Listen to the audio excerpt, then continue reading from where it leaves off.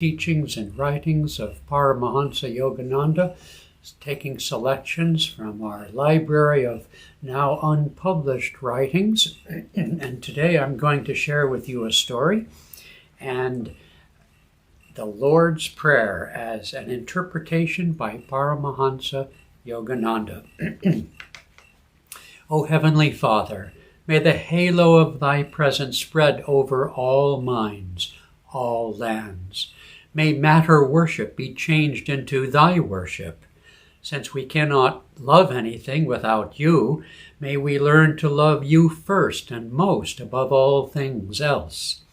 May the heavenly kingdom of bliss, which is in your spirit, be manifest in all its divine qualities on earth, and make all lands free from limitations, imperfections, and miseries.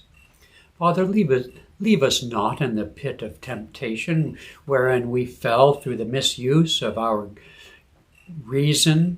And when we are stronger and free, if it's your wish to test us, to see if we love you more than temptation, then, Father, make yourself more tempting than temptation itself.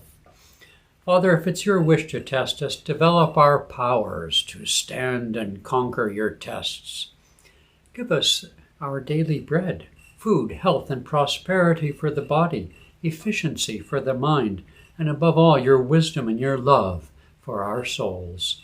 Teach us to deliver ourselves with your help from the meshes of ignorance woven by our own carelessness. Let your kingdom, which is within us, manifest itself without. It's a lovely little bit longer than the so-called traditional Our Father, but a lot more meaningful. Okay. I'm going to take some excerpts from this publication. He says, of all the wonders eminent in God's creation, human people, the man stands paramount. Humanity stands paramount. Just as an artist has a purpose in the production of a masterpiece, so God has a purpose to be manifested through his creation, the human being. But before that purpose can be glimpsed or prudently directed, one must acquaint oneself with our own true nature.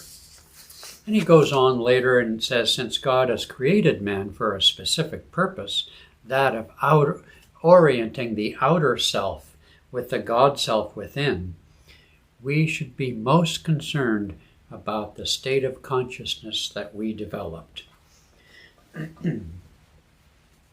Okay, so I want to tell you a story, okay? My friend Morley has perfected, or at least made popular in modern times, stories from ancient India. And this story comes likewise as told by Paramhansa Yogananda in his writings. So it's been a little bit, shall we say, modified for the Western mind. I'll partly read it. This is a story that Swami Kriyananda would tell from time to time in some of his classes that he gave over the decades.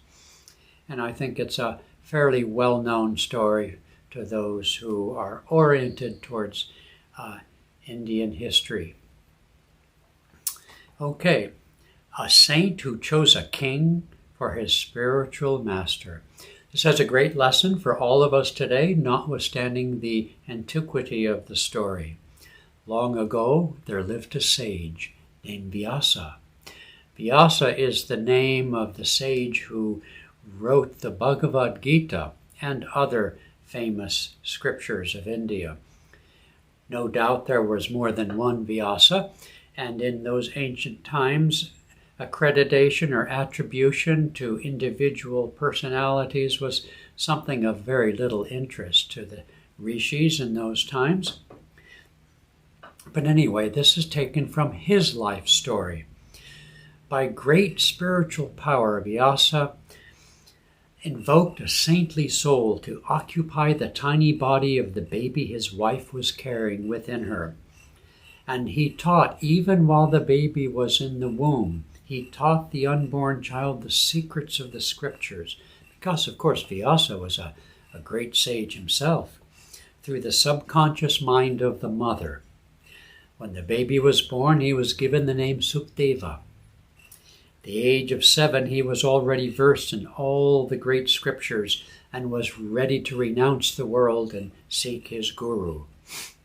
Now, Vyasa, his father, could have been the guru, but as the story is told in India, though not here, Vyasa, nonetheless, was somewhat attached to his rishi son, and so his rishi son Sukdeva went to seek a guru.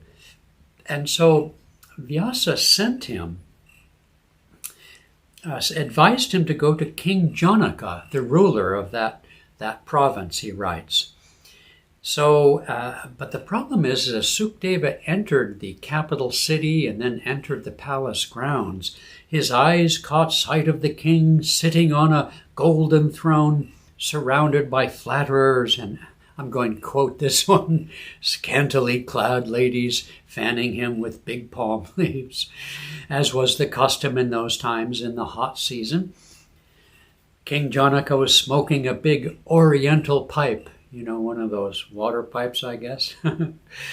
This sight was too much for Sukdeva, and he turned back and was briskly leaving, thinking to himself, shame on my father for sending me to this materialistic king. How could he possibly be my teacher?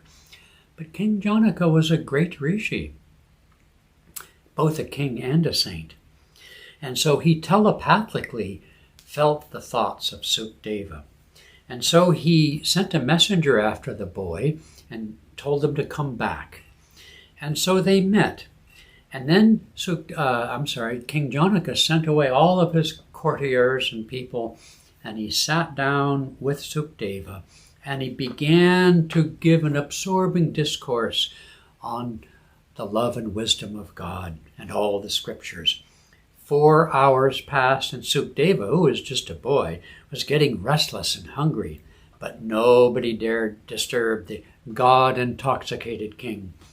And then another hour passed when 2 messengers came to the king saying the capital city was on fire. And then another couple of hours came and the flames were overtaking the palace. And each time the king said, never mind, I'm busy. I'm speaking of God and so on. I'm too busy. I have no time. Go put the flames out yourself, he writes. And this went on several hours, and finally the flames were in the room where they were sitting, but still King Janaka was holding forth with his discourse on God. But little Sukdeva, who had come with a handful of books that he treasured from his home, the books started to burst into flame, and so finally Sukdeva was all upset and worried that he was going to be burned to death.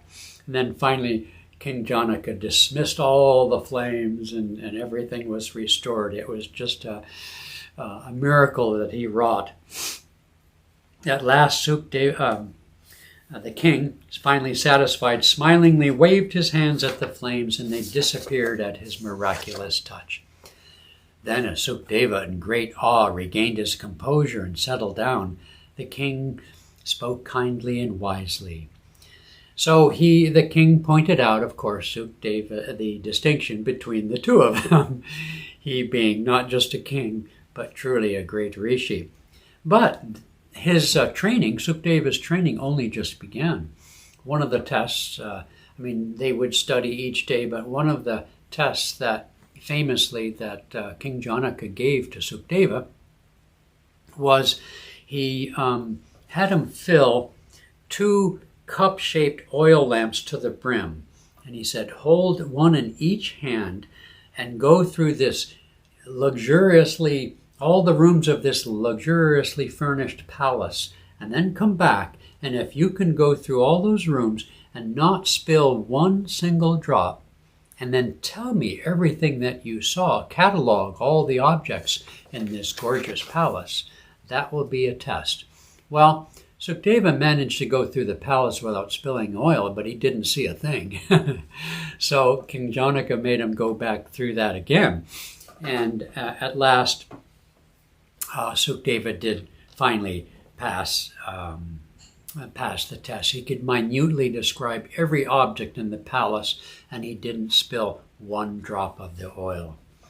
Then the king gently whispered, "My son, attachment to possessions, not possessions, is the source of misery. In this world, we do not own anything. We are only given the use of things. Some have more to use than others, but remember, the millionaire and the poor man alike have to leave everything, all possessions, when death comes. People must not live one-sided lives, thinking only of their possessions, or thinking only of God, like concentrating on the oil lamp and not seeing my palace. But as on the second trip, when you kept your attention principally on the oil lamps without spilling, and at the same time thoroughly and minutely saw everything in the palace, so must you keep your attention on God, without letting a drop of desire slip away from the lamp of God revealing wisdom. And then also you must keep part of your attention on thoroughly performing the God-given duties of maintaining yourself and others." So then Yogananda talks about how living this dual life, really, in the world but not of the world, is how we can solve the issue of depressions. When he wrote this, the United States and other parts of the world were in the midst of the 1930s depression. And so our purpose, he writes, is not to make a theological phonograph of you by constantly repeating beautiful phrases. We want to teach you to attain by the quickest method cosmic power, which you can use in everything you do. Remember, 1 hour's deep meditation will give you far more power and peace than 1 month's reading of all the holy books in the world. Okay, that's our lesson today. Remember, Sukdeva, go through life holding the oil of devotion in both hands as you minutely perform your duties with care, consideration, excellence, enthusiasm, and joy. Okay? It's